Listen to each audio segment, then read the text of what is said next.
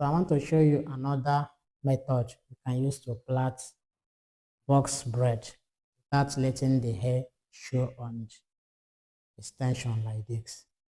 So now I've cut out the extension that I want to use like this.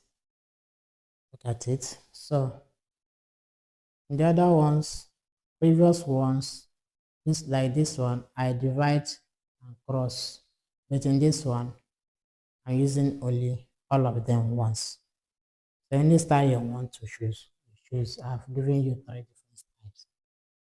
So to begin with this one, take your hair, folding it like this. Then place the extension like this.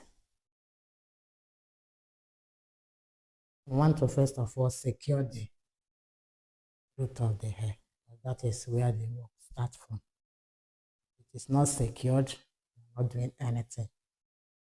Then after this, you want to divide this to form 3 beads. We now have 3 sections here. Now we can start by doing what? Taking this down and taking this up like this.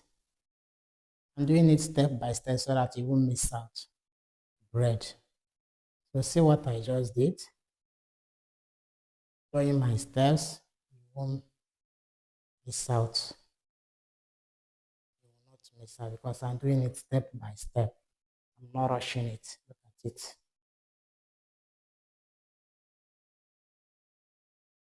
Hope you are seeing what I'm doing.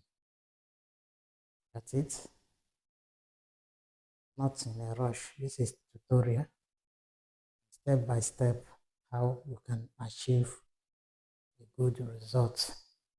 That is what we are seeing here. That's what you are seeing me do. So in case when you are plaiting and it is like this, as you can see, you are seeing the hair already. It is already mixed up. If I cross it like this, see, it is already up. It will be showing. So what do I need to do? Take the extension, drag it out to cover it up. Then you plait. Because we are doing feeding braid. You do what? See it. See what I just did. Do you see it?